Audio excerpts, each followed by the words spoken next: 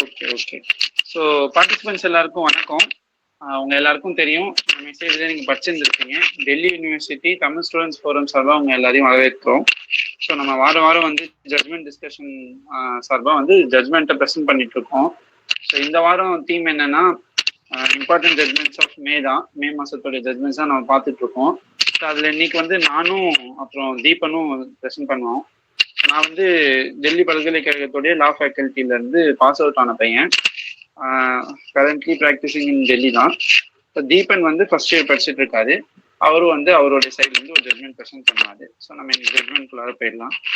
இன்னைக்கு நம்ம ஃபர்ஸ்ட் பார்க்க போற ஜட்மெண்ட் என்னன்னா Sharif Ahmad and another versus state of UP and another தான். இந்த கேஸ் வந்து எதுக்கு முக்கியமான கேஸ்னா சார்ஜ் ஷீட் பத்தின ஒரு கேஸ். மே மாசம் வந்த ஜட்மெண்ட்ல சார்ஜ் ஷீட்டோடைய ஆப்ஜெக்ட் என்ன, அதோட கண்டென்ட் எப்படி இருக்கணும், அதாவது ஒரு பேருக்காக வந்து சார்ஜ் ஷீட் ஃபைல் பண்ணக்கூடாது அப்படின்ற மாதிரி சார்ஜ் ஷீட்டை மட்டுமே பத்தின ஒரு ஜட்மெண்ட் இது. ஸோ இந்த ஜட்மெண்ட்டே எப்படி வந்து கொடுத்துருப்பாங்கன்னா, ஆனரபிள் ஜஸ்டிஸ் வந்து பார்ட்டா பிரிச்சிருப்பாங்க. ஸோ ஒரு ஃபர்ஸ்ட் பார்ட் மொத்தமாவே ஃபேக்ட்ஸ்குள்ள போகிறதுக்கு முன்னாடி இவங்க ஜட்மெண்ட் எப்படி இருக்கும்னா, மொத்தமா சார்ஜ் ஷீட்டை பத்தியே ஒரு 30-35 பேராகிராஃப் வந்து எழுதியிருப்பாங்க. அதோடைய முக்கியமான ஜட்மெண்ட்ஸ்லாம் சைட் பண்ணி எப்படி இருக்கணும், சார்ஜ் ஷீட் எப்படி ப்ரெசென்ட் பண்ணணும், அது எதுக்காக தேவைப்படுது அப்படின்ற மாதிரி சொல்லியிருப்பாங்க. அதுக்கப்புறம் ஒரு பர்டிகுலர் ஃபேக்ட்ஸ் என்ன, ஷரீஃப் அஹ்மதோட கேஸ் என்ன அப்படின்றதும் பார்த்துருப்பாங்க. ஸோ இந்த கேஸ்குள்ளார இப்போ நம்ம ஃபேக்ட்ஸ் பார்த்தோம்னா, இப்போ அப்பல்லன்ட்ன்றவங்க தான் இந்த சுப்ரீம் கோர்ட் வராங்க இல்லைங்களா, ஷரீஃப் அஹ்மத் அனதர். அவங்க தான் என்ன பண்றாங்கன்னா, ஒரு பர்டிகுலர் ப்ராப்பர்ட்டி வந்து செல் பண்றதா ஒத்துக்குறாங்க. ஒத்துக்கும் போது அந்த ப்ராப்பர்ட்டியை வந்து ரிஜிஸ்டர் பண்ணி தரதாகவும் இருந்துச்சு. அதுக்காக ஒரு அட்வான்ஸ் தொகை ஏர்னஸ்ட் மணி வாங்கிடுறாங்க. அப்பல்லன்ட் வந்து அந்த பணத்தை வாங்கிட்டு யாருக்கு ரிஜிஸ்டர் பண்ணி தரணுமோ பண்ணி கொடுக்கல, அதே நேரத்துல ரீஃபண்டும் பண்ணல அமௌண்ட் அப்படின்னு சொல்லி ரெஸ்பாண்டன்ட் என்ன பண்றாங்கன்னா ஒரு எஃப்ஐஆர் ரிஜிஸ்டர் பண்றாங்க. எஃப்ஐஆர் வந்து செக்ஷன் 420, 406, 506 தான் ரிஜிஸ்டர் பண்றாங்க. இப்ப இந்த இதுலலாம் ரிஜிஸ்டர் பண்ணிட்டு போலீஸ் வந்து இன்வெஸ்டிகேஷன் டைம்ல ஸ்டேட்மெண்ட் ஆஃப் ரெஸ்பாண்டன்ஸ் விட்னஸஸ் எல்லாம் 161 ஸ்டேட்மெண்ட்டையும் வந்து ரெக்கார்ட் பண்ணிக்கிறாங்க. அதே சமயத்துல இந்த எஃப்ஐஆரை குவாஷ் பண்ண சொல்லி ப்ரொசீடிங்ஸை குவாஷ் பண்ண சொல்லி அப்பல்லன்ஸும் வந்து முன்னோக்கி போறாங்க. அந்த நேரத்தில் வந்து அப்பல்லன்ட் அரெஸ்ட் பண்ணக்கூடாது சார்ஜ் ஷீட் ஃபைல் பண்ற வரைக்குங்கிற மாதிரி ஒரு ரிலீஃபும் தராங்க. அதுக்கப்புறம் வந்து சார்ஜ் ஷீட்டும் ஃபைல் பண்ணிடுறாங்க. சார்ஜ் ஷீட் ஃபைல் பண்ணும்போது செக்ஷன் 405 and 406 ஐபிசியில் வந்து ஆக்சுவலி 505 and 406 ஐபிசியில் வந்து சார்ஜ் ஷீட் வந்து ஃபைல் பண்ணியிருப்பாங்க. இப்போ வந்து ஹைகோர்ட்டுக்கு திரும்பவும் அப்பல்லன்ட் போறாங்க இந்த ப்ரொசீடிங்ஸ் வந்து குவாஷ் பண்ண சொல்லி. அப்போ குவாஷ் பண்ண சொல்லும்போது ஹைகோர்ட் வந்து குவாஷ் பண்ண மாட்டேன்னு சொல்லிடுவாங்க. குவாஷ் பண்ண மாட்டேன்னு சொன்னதுக்கப்புறம் சுப்ரீம் கோர்ட்டுக்கு முன்னாடி இந்த கேஸ் வருது. ஸோ அதுதான் இந்த ப்ரெசன்ட் கேஸ் நம்ம பார்த்துட்டு இருக்கோம். ஸோ இதோட மெயினான கண்டென்ஷன்ஸ் என்ன வைக்கிறாங்கன்னா, சார்ஜ் ஷீட் ஃபைல் பண்ணது வந்து ரொம்ப வேகா இருக்கு, அதுல எந்த ஒரு முகாந்திரமுமே கிடையாது. அக்யூஸ்ட் அதாவது அப்பல்லன்ட் வந்து அந்த சார்ஜ் ஷீட்ல இந்த பர்டிகுலர் செக்ஷன்ஸ்ல வந்து போலீஸ் ரிப்போர்ட் தந்திருக்கிறதுல இவங்க இந்த குற்றத்தை பண்ணியிருப்பாங்க அப்படின்ற மாதிரி ஒப்பீனியன் தந்திருக்கிறதுக்கு எந்த ஒரு எவிடன்ஸஸும் சைட் பண்ணாம ரொம்ப வேகா வந்து சார்ஜ் ஷீட் ஃபைல் பண்ணியிருக்காங்க. அதனால ஒரு இன்வெஸ்டிகேஷன் கரெக்டா நடக்கவே கிடையாது, எந்த ஒரு அஃபென்ஸையும் வந்து மேக் அவுட்டே பண்ணல அந்த சார்ஜ் ஷீட்டு அப்படின்ற மாதிரி கண்டென்ஷன்ஸ் எல்லாம் வந்து அப்பல்லன்ட் வைக்கிறாங்க. ஸோ அப்போ மொத்தமாகவே வந்து அந்த சார்ஜ் ஷீட் தான் பிரச்சனையா இருக்கு. ஸோ அதனால சார்ஜ் ஷீட் வந்து என்னென்ன மாதிரியான உள்ளடக்கங்களை கொண்டு இருக்கணும் அப்படின்னு சொல்லி சுப்ரீம் கோர்ட் வந்து ஆராய தொடங்குறாங்க. நம்ம வந்து சுப்ரீம் கோர்ட் இந்த ஃபேக்ட்ஸுக்கு என்ன ஜட்மெண்ட் தந்தாங்கன்றதுக்கு முன்னாடி இந்த இந்த சார்ஜ் ஷீட் பத்தின விஷயங்கள் என்ன சொல்லியிருக்காங்கிறத பார்ப்போம். ஃபர்ஸ்ட் வந்து உங்களுக்கு தெரியும், ஒரு ப்ராசஸ் ஆஃப் இந்த கிரிமினல் ப்ரொசீஜர்ல மொத்தமா வந்து சார்ஜ் ஷீட் எங்க தேவைப்படுதுன்னு சொல்லிட்டு ஒரு இன்வெஸ்டிகேஷன் ஸ்டேஜ், ஒரு அதுக்கப்புறம் வந்து இந்த ட்ரையல் ஸ்டேஜ், இந்த மாதிரி மூணா நம்ம பிரிச்சோம்னா, இன்கொயரி ட்ரையல்னு பிரிச்சோம்னா, இந்த இன்வெஸ்டிகேஷன் முடியும் போது ஒரு போலீஸ் ரிப்போர்ட் ஃபைல் பண்றோம். அந்த போலீஸ் ரிப்போர்ட்டை வச்சு ஒரு காக்னிசன்ஸ் வந்து மேஜிஸ்ட்ரேட் எடுக்கிறாரு. அப்போ வந்து ஒரு காக்னிசன்ஸ் டேக்கிங் ஸ்டேஜுக்கு தான் போலீஸ் ரிப்போர்ட் தேவைப்படுது. அதுதான் வந்து சலான் அல்லது சார்ஜ் ஷீட்னு நம்ம சொல்றோம். இப்போ இந்த சார்ஜ் ஷீட் எப்படி இருக்கணும்னு சொல்லி சிஆர்பிசில 173 Clause 2ல வந்து சொல்லியிருப்பாங்க. என்னென்ன அதுல வந்து இடம் பெற்றிருக்கணும் அப்படின்னு சொல்லி, நேம் ஆஃப் த பார்ட்டிஸ், என்ன மாதிரியான இன்ஃபர்மேஷனை சொல்ல வரும், யார் யாரெல்லாம் இந்த ஃபேக்ட்ஸோட அக்வெண்ட் ஆயிருக்காங்க, அவங்களோட பேர் என்ன, இந்த மாதிரி பல விஷயங்களும் சொல்லுவாங்க. வெதர் திஸ் பர்சன் வந்து இப்போ அஃபென்ஸை கமிட் பண்ணது இந்த அக்யூஸ்டு யாருன்றது தெரியுதா, அவங்க அரெஸ்ட் பண்ணியிருக்கோமா, இந்த மாதிரி பல விஷயங்களை வந்து சார்ஜ் ஷீட்ல சொல்லியிருக்கணும் அப்படின்னு சொல்லுவாங்க. ஸோ அதே மாதிரி object of the charge sheet என்ன அப்படின்னு சொல்லும்போது காக்னிசன்ஸ் டேக்கிங்க்கும் அக்யூஸ்ட சம்மன் பண்றதுக்கும் மேஜிஸ்ட்ரேட்டுக்கு என்கொயரி ஸ்டேஜ்ல உதவுது அப்படின்னு சொல்றாங்க. அப்ப இந்த contents of the charge sheet, அப்ப சார்ஜ் ஷீட்ல என்னென்ன இருக்கணும் அப்படின்னு சொல்றாங்க. சார்ஜ் ஷீட்ன்றது வந்து ஒரு மிகப்பெரிய ப்ராசிக்யூஷனுடைய தீசிஸா இருக்கணுன்றது அவசியம் கிடையாது. இன்வெஸ்டிகேஷன் தரப்புல எல்லாத்தையுமே போடணும் அப்படின்றது அவசியம் கிடையாது. ஆனா என்னென்ன விஷயங்கள்லாம் 173(2) சொல்லியிருக்கோ அதெல்லாம் சொல்லி அதுக்கப்புறம் ஒரு ஒப்பீனியன் வந்து இன்வெஸ்டிகேஷன் ஆஃபீஸர் முன்னாடி வைக்கணும். அவர் வந்து இந்த எவிடன்சஸ்லாம் கலெக்ட் பண்ணியிருக்கேன், இப்போ 161 ஸ்டேட்மெண்ட் ரெக்கார்ட் பண்றதா இருக்கட்டும், இந்த மாதிரி எந்தெந்த எவிடன்சஸ்லாம் கலெக்ட் பண்ணியிருக்காங்களோ அதை கலெக்ட் பண்ணதெல்லாம் எடுத்துட்டு போய் முன்னாடி வச்சு அவர் ஒரு ஒப்பீனியன் ஃபார்ம் பண்ணுவார். கடைசியா இந்த சூழ்நிலையில இந்த காரணத்துக்காக இந்த எஃப்ஐஆர்ல சொல்லப்பட்டிருக்க இந்த செக்ஷன்ஸ், இந்த அலெஜ்ட் அஃபென்ஸ் வந்து இந்த அக்யூஸ் வந்து பண்ணியிருக்காருன்னு நான் நம்புறேன், இல்லை இந்த எவிடன்ஸ்னால இந்த ஒப்பீனியனுக்கு நான் வரேன் அப்படின்னு சொல்லி அவர் ஒரு வே ஆஃப் இது தந்திருப்பாங்க. ஆனா என்ன பிரச்சனை ஆகுதுன்னா, இப்ப இந்த பிரசன்ட் ஜட்மெண்ட்லயுமே என்ன சொல்றாங்கன்னா, பெருவாரியான ஸ்டேட்ஸ்ல எஃப்ஐஆர்ல என்ன சொல்லப்பட்டிருக்கோ அதையே வந்து சார்ஜ் ஷீட்ல போட்டுட்டு இவங்க இந்த பர்டிகுலர் சார்ஜ்ல வந்து இவங்க ட்ரை பண்ணலாம் அப்படின்னு நான் சொல்றேன் அப்படின்ற மாதிரி ஒரு ஒற்றை வரியில இன்வெஸ்டிகேஷன் ஆஃபீஸர் முடிச்சதா இருக்கு. சரி, வர எவிடன்சஸ் ப்ரூவ் பண்ணணும்ன்ற அவசியம் கிடையாது. ஆனா அலிஜ்டு அலிகேஷன்ஸை ப்ரூவ் பண்ணாலோ இல்லை அந்த எவிடன்சஸ் சொல்ற அந்த பிரைமா ஃபேசி ஒரு வேலை ப்ரூவ் ஆனாலோ பிரைமா ஃபேசி இவங்க வந்து இந்த அஃபென்ஸை பண்ணியிருப்பாங்கன்றது தெரிய வர மாதிரி இருக்கோ அப்படின்ற ஒப்பீனியனை சொல்லி அவங்க சொல்லணும். வெறுமனே எஃப்ஐஆர்ல என்ன சொல்லியிருக்காங்களோ அதை மட்டும் சொல்லி இல்லை அப்படின்ற மாதிரி ஒரு முடிவுக்கு வரக்கூடாது அப்படின்ற மாதிரி இந்த ஜட்மெண்ட்ல சொல்றாங்க. ஸோ சார்ஜ் ஷீட்ல அது ஒரு முக்கியமான விஷயம். இப்போ இந்த ரெட் கலர் இருக்கிறது பார்த்தாலே தெரியும், details of the required details of the offense are required to be proved to bring home the guilt to the accused at a larger stage. அப்ப கோர்ஸ் ஆஃப் த ட்ரையல்ல தான் எவிடன்சஸ் எல்லாம் வச்சு நம்ம அவங்களை வந்து ப்ரூவ் பண்ணி அவங்களை கொண்டு போக போறோம். ஆனா இன்வெஸ்டிகேஷன் ஆஃபீஸர் பிரைமா ஃபேசி அவர் வச்சிருக்கக்கூடிய அந்த எவிடன்சஸ் எல்லாம் பார்த்து அவர் ஒரு ஒப்பீனியனை ஃபார்ம் பண்ணணும். அதுதான் ரொம்ப முக்கியமான விஷயம்னு சொல்லி சொல்றாங்க.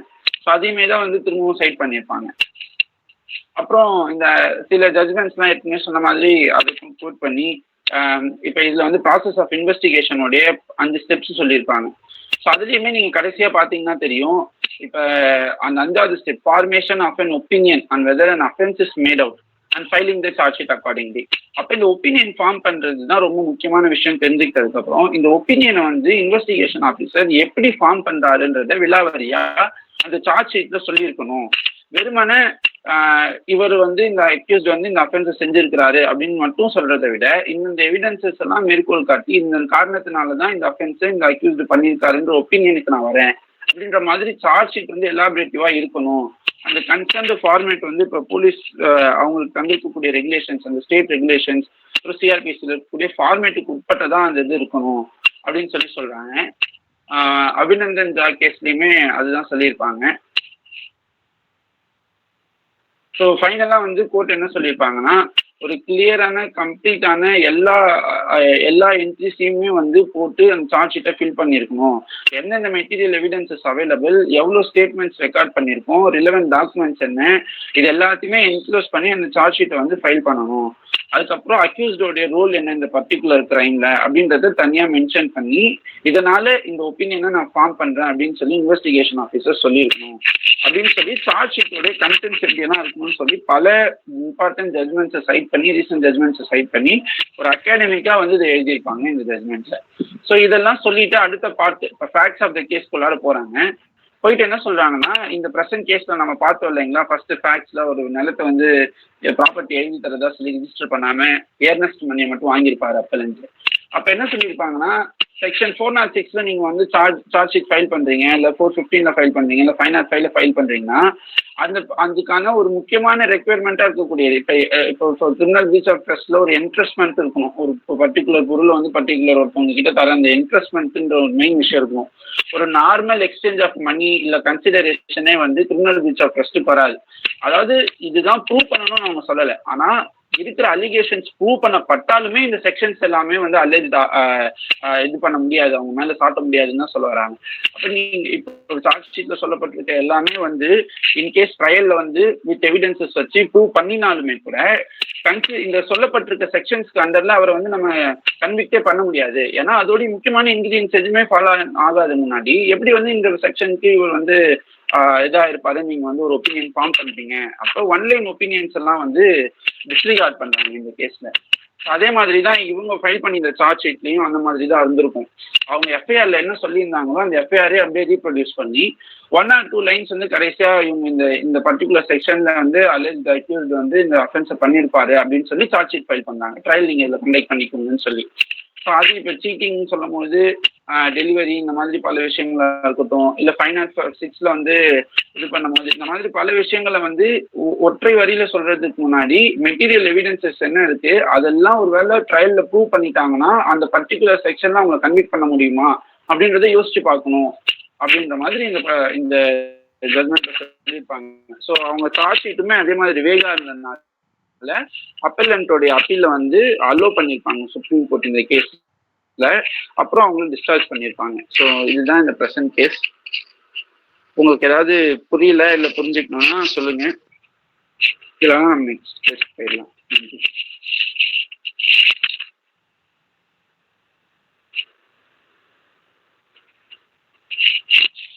யாருக்கா ஏதாவது டவுட் இருக்குங்களா?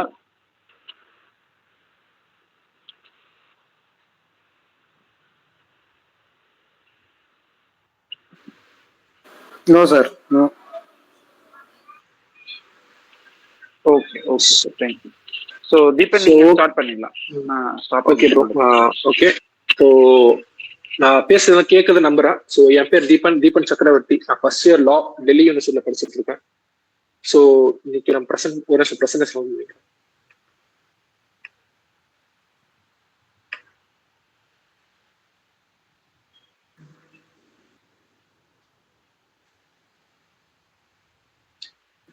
ஸ்கிரீன் விசிபிளா இருக்கா? கொஞ்சம் ஜூம் பண்ணிக்கோங்க தீபன், விசிபிளா இருக்கு, கொஞ்சம் ஜூம் பண்ணா நல்லா இருக்கும். ஓகே.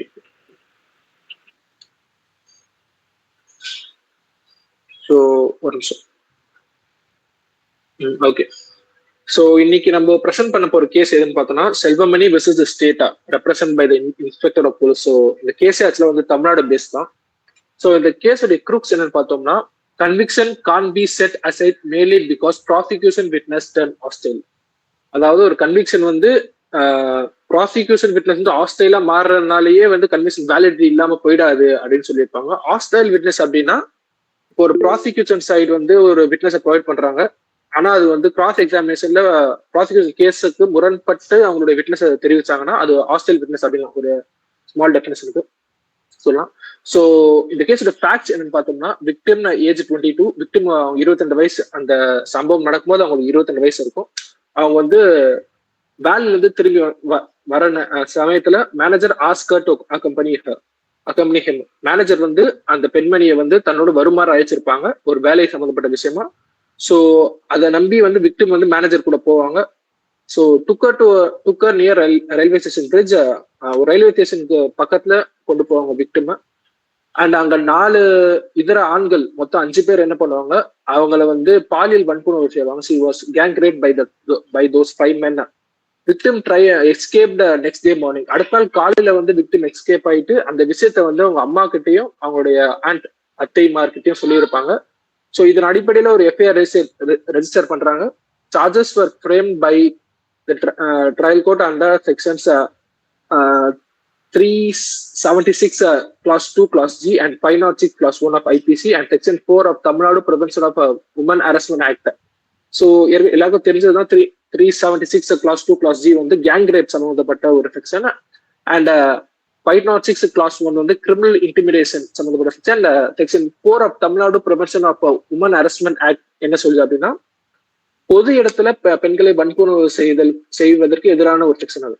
ஸோ ட்ரையல் கோர்ட் இந்த அடிப்படையில் அவங்க கன்விக்ட் பண்ணியிருப்பாங்க. 5 அக்யூஸ்டுமே இது கன்விக்ட் பண்ணியிருப்பாங்க. High court upheld conviction, hence this appeal. So அதான் ஏற்கனவே சொன்ன மாதிரி அந்த கேஸோட ரிலவன்ட் ப்ரொவிஷன்ஸ் வந்து 376 clause 2 clause G and 506 clause 1 of Indian Penal Code and section 4 of Tamil Nadu Prevention of Women Harassment Act. So இந்த கேஸ் வந்து ரொம்ப சின்ன கேஸ் தான். ஸோ அதோட அப்பல் அண்ட் கண்டென்ஷன் சின்னது தான். ஸோ அப்பல் அண்ட் கண்டென்ஷன் என்னன்னு பார்த்தோம்னா the mother and aunt of the victim prosecution witness 2 and 3 respectively doesn't support the prosecution side case and the medical evidence too doesn't submit the prosecution side. Quoted Rai Sandeep alias Deepu versus State, City of Delhi submits that when the evidence of the prosecutrix and the medical evidence does not support the prosecution case, the conviction could not be sustainable. அதாவது என்ன அந்த அப்பலோட contents என்னவா இருக்கும்னா, இந்த prosecution 2 and prosecution 3, அதாவது இந்த விக்டிமுடைய அம்மாவும் அத்தைமாருடைய சாட்சி வந்து ப்ராசிக்யூஷன் கேஸுக்கு முரண்பட்டு இருக்கு, ரெண்டுமே ஒரே மாதிரி இல்லை அப்படின்னு ஒரு கண்டென்ஷன் வச்சிருப்பாங்க. அண்ட் மெடிக்கல் எவிடன்ஸுமே வந்து ப்ராசிக்யூஷன் கேஸுக்கு எதிரானதா இருக்கு, சப்போர்ட் பண்ற மாதிரி இல்லை அப்படின்னு சொல்லியிருப்பாங்க. ஸோ ராய் தீப் அலைஸ் தீபு அந்த கேஸ்ல என்ன சொல்லியிருப்பாங்க அப்படின்னா, ப்ராசிக்யூட்ரிக்ஸ் உடைய எவிடன்ஸும் மெடிக்கல் எவிடன்ஸும் முரண்பட்டு இருந்துச்சுன்னா அந்த கேஸ் சஸ்டைனபிள் இல்லை அப்படின்னு அந்த கேஸை தீர்ப்பு வழங்கியிருப்பாங்க. அந்த கேஸை இந்த கேஸ்ல சைட் பண்ணியிருப்பாங்க அப்பலண்ட் சைடு. ஸோ இந்த கன்டென்ஷனை கேட்ட கோர்ட் என்ன அப்சர்வ் பண்ணியிருப்பாங்க அப்படின்னா, court believe that the prosecutrix and other witness well duly supported the prosecution case. அதாவது ப்ராசிக்யூட்ரிக்ஸோட விட்னஸ் வந்து சரியானதுதான், அது சில முரண்பாடுகள் இருக்கும், அதுவும் நியாயமானது, நேச்சுரல் தான் அப்படின்னு சொல்லியிருப்பாங்க. Medical experts evidence establish the fact that there was possible sexual intercourse several times by this several persons. Evidence also showed that on account of said incident, the victim lost her virginity and there were also abrasions on the private parts of the victim. This is a crucial part of evidence. So medical எக்ஸ்பர்ட்டோடைய evidence வந்து இந்த case ஒரு crucial பார்ட்டை play பண்ணி, ஜட்மெண்ட்ல ஒரு crucial பார்ட்டை play பண்ணியிருக்கோம். என்னன்னா, போசிபிள் செக்ஷுவல் இன்டர்கோர்ஸ், அதாவது அந்த விக்டிமுக்கு வந்து ஒரு ஃபோர்ஸா வந்து அந்த ரேப் இன்டர்கோர்ஸ் நடந்திருக்கும் அப்படின்னு மென்ஷன் பண்ணிருப்பாங்க. அண்ட் அது வெவ்வேறு ஆண்களால் நடந்திருக்கும், அது ரொம்ப க்ரூஷியலான பார்ட் அப்படின்னு சொல்லியிருப்பாங்க. Evidence also shows that in account of the incident, அந்த இன்சிடென்ட்ல விக்டிம் அவங்களோட வெர்ஜினிட்டியை லூஸ் பண்ணியிருக்காங்க. ஸோ இந்த அவங்க எப்படி சொல்றது, அது வந்து கண்டிப்பா ரேப்பா தான் இருந்திருக்கும் அப்படின்னு பேஸ் பண்ணி சொல்லியிருக்காங்க. அண்ட் இது வந்து ப்ராசிக்யூஷன் இது வந்து கரெக்டா எப்படி சொல்றது, ப்ராசிக்யூஷன் கேஸுக்கு கரெக்டான ஒரு மேட்சா தான் இருக்கு, முரண்பாடு இல்லை அப்படின்னு சொல்லியிருக்காங்க. Prosecution 2 and prosecution 3 cross examined after 3 months. Disruptions are natural. அதேதான் ப்ராசிக்யூஷன் விட்னஸ் அந்த அத்தைமாரும் அம்மாவுடைய விட்னஸ் வந்து 3 மாசத்துக்கு கழிச்சு தான் கிராஸ் எக்ஸாமின் பண்ணியிருக்காங்க. அந்த கிராஸ் எக்ஸாமினேஷன் டிஸ்ரப்ஷன்ஸ் வருது, முரண்பாடு வருது, நேச்சுரல் தான், கம்ப்ளீட்லி நேச்சுரல் அப்படின்னு சொல்லியிருப்பாங்க. அண்ட் ஒரு முக்கியமான கேஸை வந்து சைட் பண்ணியிருப்பாங்க.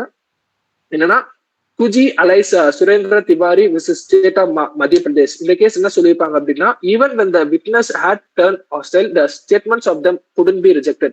அதாவது என்னதான் விட்னஸ் வந்து ஹாஸ்டைல் விட்னஸா மாற்றப்பட்டாலும் அவங்க சொல்லியிருக்க ஸ்டேட்மெண்ட் வந்து ரிஜெக்ட் பண்ணியே ஆகணுன்ற அவசியம் கிடையாது, அது கன்சிடரேஷன்ல வச்சுக்கலாம் அப்படின்னு சொல்லியிருப்பாங்க.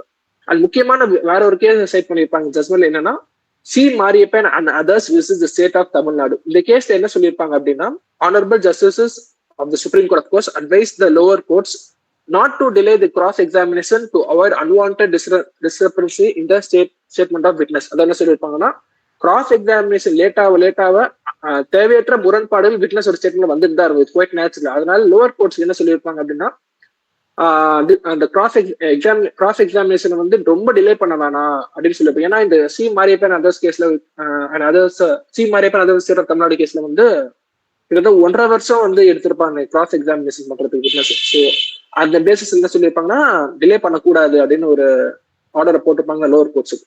So relying on the aforesaid judgments, the apex court unanimously dismiss the appeal. So இதன் அடிப்படையில வந்து இந்த சைட் பண்ண கேஸ்லயும் அந்த மெடிக்கல் எக்ஸ்பர்ட்டுடைய அந்த ஒப்பீனியன்லயும் வந்து பேஸ் பண்ணி இந்த அப்பீலை டிஸ்மிஸ் பண்ணியிருப்பாங்க. ஸோ இதுதான் நான் ப்ரெசென்ட் பண்ண ஜட்மெண்ட். யாருக்காச்சும் டவுட் இருந்தா கேட்கலாம்.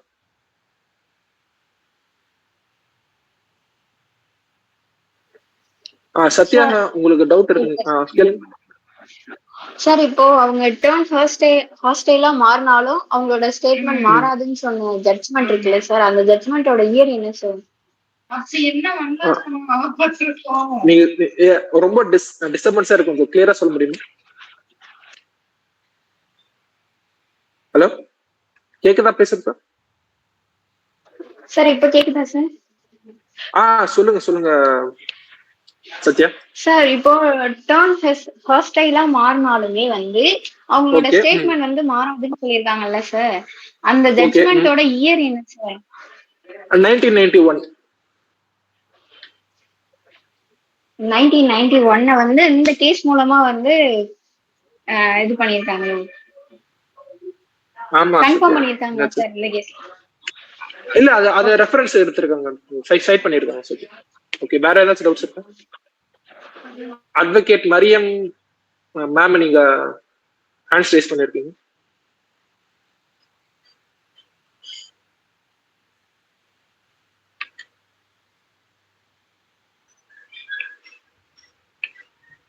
வேற ஏதாவது டவுட்ஸ் இருக்கா?